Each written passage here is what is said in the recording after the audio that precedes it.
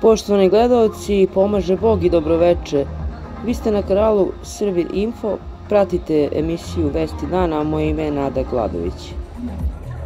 Danas je u Beogradu počeo protest univerzitetskih profesora, nastavnika i istraživača ispred zgrade Vlade Srbije. Okupljanje je organizovano pod sloganom Fakulteti na raskrsnici, kao nastavak širih građanskih protesta protiv aktuelne vlasti i politike koja, kako tvrde, sistematski urušava obrazovanje, nauku i društvo u celini. Protest je počeo u 10 časova kada su došli profesori i studenti, nastavnici i građani i okupili se ispred Vlade Srbije u Nemanjinoj ulici. Simbolično ta raskrsnica je izabrana jer se fakulteti, kako kažu organizatori, nalaze na raskrsnici između daljeg urušavanja i borbe za znanje, istinu i društvo zasnovano na pravnim i moralnim normama.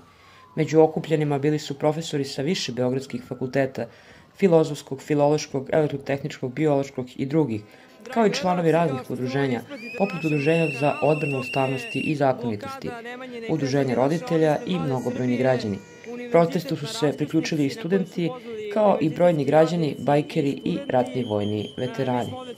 Tokom protesta profesori su poručili da od države zahtevaju odgovornost za širenje nasilja u društvu, posebno preko provladinih medija, reformu i depolitizaciju obrazovnog sistema, veće ulaganje u nauku i visokoškolske ustanove, smene odgovornih za urušavanje obrazovanja.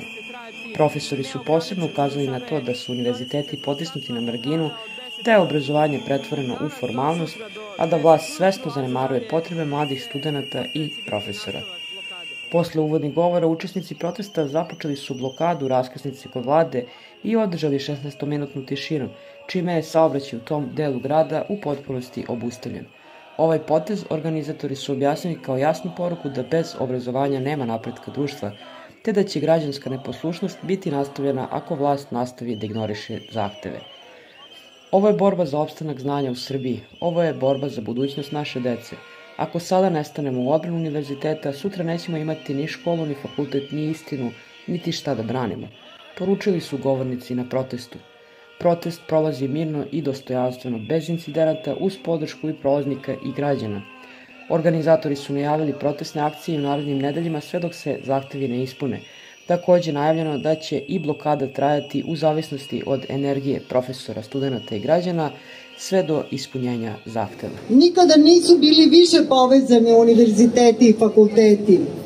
Unutar univerziteta mnogo su se više nego ikada ranije povezali fakulteti, a povezali su se i univerziteti između gradova. U ovom režimu spasa nema, samo je pitanje kada će da padne.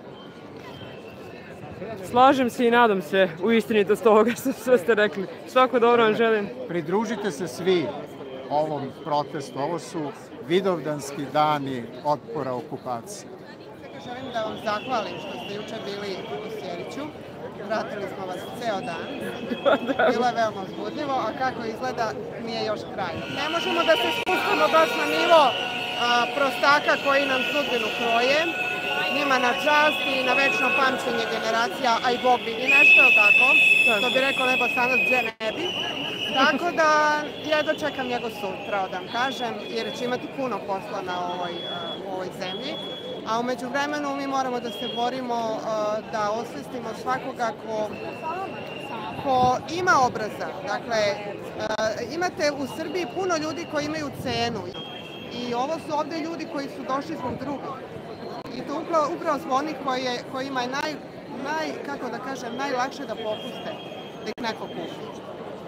I to je taj paradoks, što čovjek, nije to samo Srbija, to je istorija ove planete.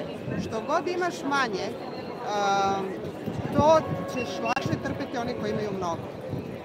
Imamo na vrhu države i ne samo države ljude koji su rešili da nas bukvalno raščetvore.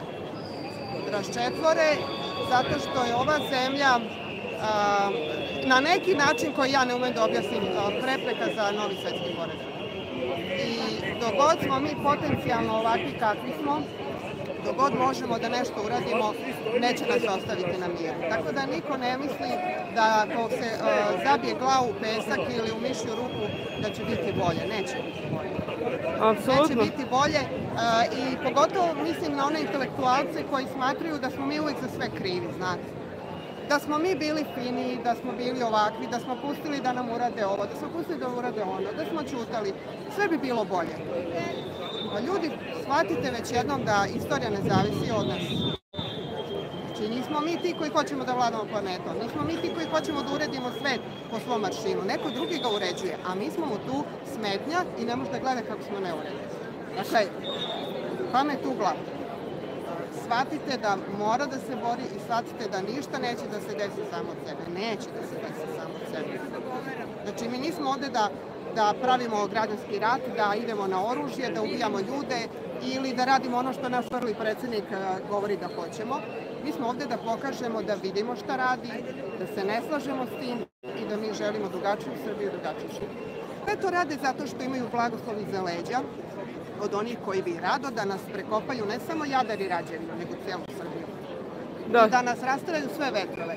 U pozadini priče je to, nađeš neko ko je iskompleksiran, ko je gladan svega i svačega, ko nema svoj stav, ko je neobrazovan, kombinaciju takvih bezličnih ljudi, nalažeš i kako će zemlja biti bolja, a oni će naravno napuniti džepove, onda oni sve odrade što ti hoćeš i na kraju njihove zemlje i naroda slobode više nema. A sad, dragi Srbi, izvolite u pamet se uzmite. Amen. Hvala vam puno. Vidimo se. Miloš Pavlović, poznat kao glavni ćaci, prema zvaničnoj dokumentaciji prijavljen je na adresi Pionirskog parka u centru Beograda, što je izazvalo brojne reakcije javnosti i otvorilo pitanje zloupotreba sistema prijave prebivališta. Za prijavu prebivališta neophodna je saglasnost vlasnika nepokretnosti, a u ovom slučaju to je država Srbije, dok je park dat na upravljanje Zelenilu Beograd. Ko je dao saglasnost i na osnovu kog pravnog osnova je policija prihvatila prijavu, za sada ostaje nepoznato. Međutim, postavlja se pitanje, možemo li onda svi da se prijavimo da živimo u nekom parku, na trgu ili čak na klupi javne površine koja je u vlasništvu države? Zakon je jasan. Da bi se neko prijavio na određenu adresu, neophodno je da prethodno dobije saglasnost vlasnika nepokretnosti. U slučaju Pionirskog parka to bi značilo da su nadležni organi morali pribaviti odobrenje države Srbije kao vlasnika ili od upravljača JKP Zelenilo Beograd. Zatim se saglasnost za stanovanje na datoj adresi dobija u nadležnoj policijskoj stanici, što je kada je u pitanju Pionirski park policijska stanica na Starom gradu u ulici Majke Jevrosime, kod Skupštine Srbije. Kada se vrši prijava prebivališta, policijski službenik ima ime, prezime u samom sistemu. Ukoliko je nepoznat službenik, se vidi vreme unošenja tih podataka, pa samim tim se lako dolazi do toga i ko je taj unos izvršio, odnosno ko je odobrio da prvi ćaci među studentima ima pravo da živi u parku ispred predsjedništva Srbije. Također, na zahtev suda, organa državne uprave ili drugog organa ili organizacije, kao i drugog pravnog ili fizičkog lica koji ima opravdan pravni interes, nadležni organ je dužan da dostavi tražene podatke iz evidencije prebivališta i boravišta građana, a u skladu sa propisima o zaštiti podataka o ličnosti. Zbog svega navedenog, postavlja se ključno pitanje po kom pravnom osnovu je Miloš Pavlović prijavio prebivalište u Pionirskom parku i ko je lično sa imenom i prezimenom dao saglasnost za takvu prijavu. Naime, prema rešenju o stavljanju pod zaštitu prirodnog dobra Pionirski park, ustanovljava se da je vlasnik parcele Republike Srbije, a da se prirodno dobro daje na raspolaganje Zelenilu Beograd. Dalje sledi da Zelenilo Beograd kao stvaralac, član 4, član 7 rešenja, ima pravo aktivne legitimacije u pogledu ostvarivanja ustanovljenog režima i zaštite, kao što je pravo pokretanja krivičnih, prekršajnih i upravnih postupaka pred sudskim i državnim organima, pravo na naknadu od pravnih i fizičkih lica za korišćenje zaštićenog prirodnog dobra i druga prava utvrđena zakonom propisima donetim na osnovu zakona. Za prijavu prebivališta mora postojati pravni osnov, bilo da je reč o svojini, zakupu, rešenju nadležnog organa ili drugom validnom dokumentu, te ostaje nejasno šta je tačno priloženo policijskoj upravi Stari grad i ko je prijavu uopšte izvršio. Za sada ništa od toga nije poznato. Na kraju, za sada je jasno da je Ćacilen na prostoru između Skupštine i predsjedništva Srbije izuzet od ustavnog pravnog sistema Srbije, poput južne srpske pokrajine Kosova i Metohije, koja je pod okupacijom albanskih separatista, i da na tom prostoru, poput nekad albanskih imigranata, se može svako prijaviti da tamo stanuje po političkoj volji nekog iz vrha vlasti. Možda Aljbina Muslija? Kojima smo svedočili tokom čitavog jučerašnjeg dana, dokaz su da ovaj korumpirani sistem neće biti lako smeniti. Ali smo mi bili spremni na ovo. Mi studenti, Pretpostavili smo čime će se baviti i imamo konkretan plan. Mi smo spremni da ostanemo na ulici dokad god treba. Ujedinjeni za Kosjerić saopštili su da će tražiti ponavljanje izbora, uvereni da će pobjeda koju su, kako kažu, izvojevali i pored brojnih nepravilnosti, biti još veća i da će iz Kosjerića stvarno da počne. Šef izbornog štaba Ujedinjeni za Kosjerić Slaviša Kosorić rekao je da su ponovo tražili da pogledaju sve džakove i sve listiće. Imamo saznanje da su listići koji su bili važeći naprasno postali nevažeći, rekao je on. Kosorić je rekao da su sinoć nakon prebrojavanja glasova iz štaba SNS-a rekli da su, prema njihovim rezultatima, naprednjaci izgubili Kosjerić za 23 glasa. Sa 3 različite izvora dobili smo informaciju o istoj cifri, da je za 23 glasa Kosjerić izgubljen po njih.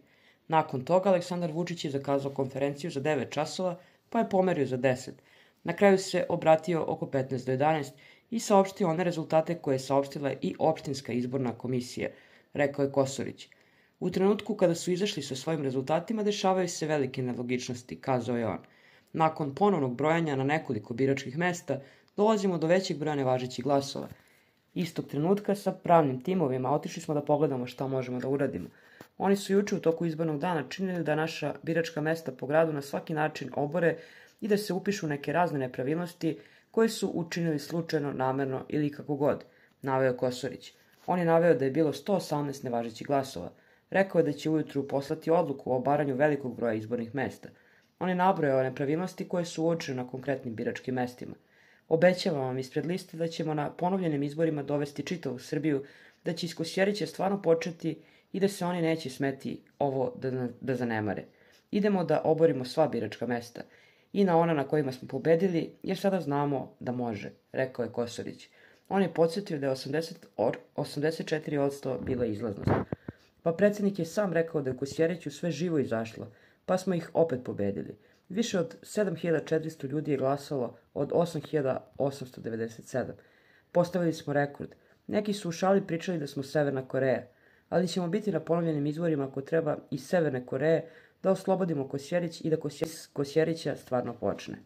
Dragana Perišić izjavila je ko je glasao za SNS ako predsjednik kaže da je sve živo glasalo protiv njega. Dragana Perišić, prva na listi Ujedinjeni za Kosjerić, pitala je ko je glasao za SNS ako je sam Vučić rekao sinoć kako je sve živo u Kosjeriću glasalo protiv vlasti. Verujte, zaokruživanje nekog broja nije pobjeda. Pobjeda je ono kad se vi osjetite slobodnim, kada shvatite da možete da mislite i da smete da kažete to što mislite. I kada shvatite da smete da se suprotstavite onima koji vas konstantno lažu, kradu, a sasvim vam to drugačije predstavljaju preko medije. To ne sme više da se dešava. I zato vam kažem, pobedili smo narode, pobedili, rekla je ona. Perišić je istakla da će istrajati do kraja, ne samo u tome da dokažu da su pobedili, već i da oni shvate da smo već pobedili. Takođe, u 19 časova danas je u Kosjeriću počeo i protestni skup na kojem su upravo se obraćali ljudi sa liste za Kosjerić, opozicione liste koja je bila pod rednim brojem 3. Vladajuća većina će sutra u Skupštini Srbije staviti 46 tačaka na dnevni red i njima će građane Srbije zadužiti još skoro 2 milijarde evra za rafale, za preplaćene deonice autoputeva, za gašenje srpskih termoelektrana i rudarskih kopova, zbog čega ćemo izgubiti energetski suverenitet. U kratkom roku očekujte evropske berzanske cene struje i desetine hiljada ljudi bez posla, piše na kanalu U svoj narod. Dok je juče Kurir televizija snimala glasanje u Zaječaru na jednom biračkom mestu, dok čeka da glasa i prikriva lice, snimljena je Dragana Tomašević, vaspitačica i aktivista SNS-a iz Šida. Ovo je informacija sa društvenih mreža, građani su je prepoznali na snimku, a snimak je objavio takođe Telegram kanal U svoj narod. Članovima proširenog biračkog spiska koji su iz redova liste broj 2, koliko ja. Evo kako izgledaju pošteni izbori u diktaturi Aleksandra Vučića. Inače, ovo vozilo je u vlasništvu SB 011 Plus DO, vlasnika Vladana Vojnovića. Pirova pobjeda Aleksandra Vučića i izbornog kleptomana. Takozvana tesna pobjeda potvrđuje samo jedno, a to je da je Aleksandar Vučić više ne predstavlja budućnost i da je došao kraj njegovom izdajničkom, lopovskom i autoritarnom režimu.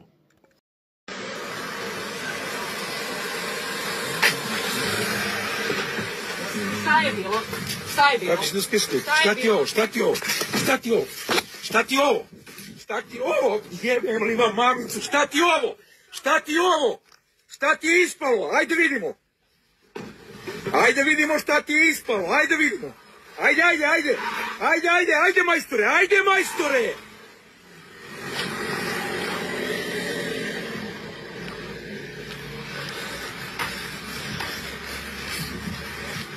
Čekaj. Nagazila mami se.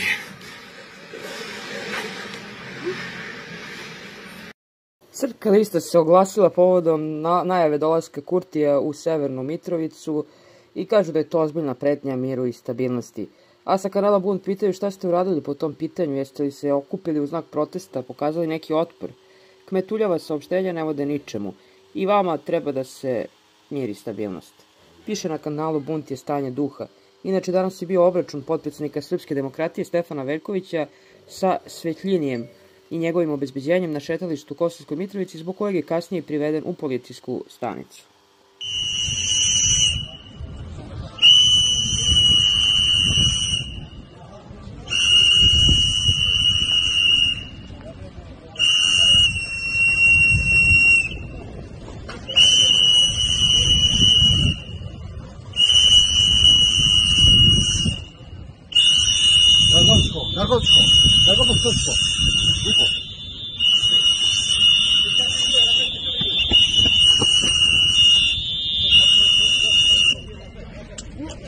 Gle, kako ruše peta. A, sveta, ovako stajka sveta, koliko, a?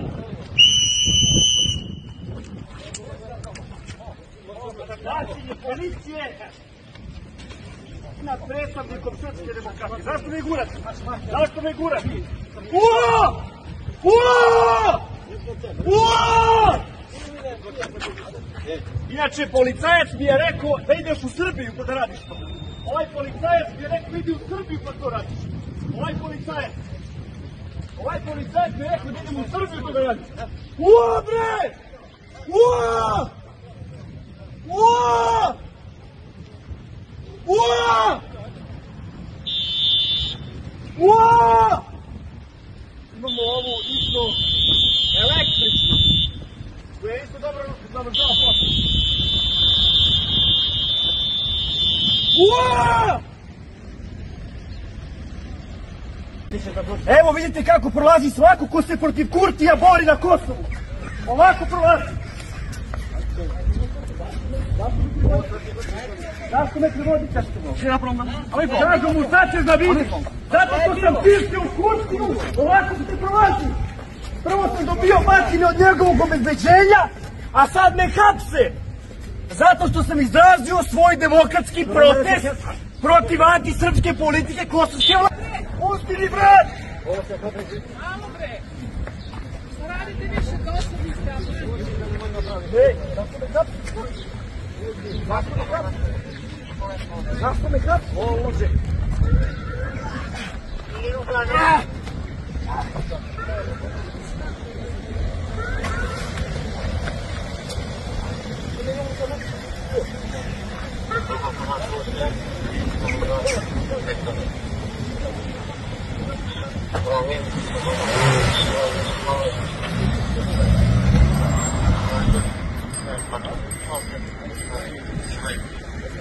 Pomože Bog, braćo i sestre, svi Srbi ma gde bili u svetu i svi ljudi dobre volje. Vi se nalazite na kanalima Srbin Info i Centar. Ovom prilikom želim da vas informišem da je YouTube omogućio pretplatu na našim kanalima. Time ostvarujete neke od pogodnosti. Također, ako želite da pomognete rad naše redakcije, možete uplatiti donacije preko platforme Patreon ili direktno na naš devizni ili dinarski račun firme. Instrukcije za plaćanje možete naći u opisu svakog našeg videa.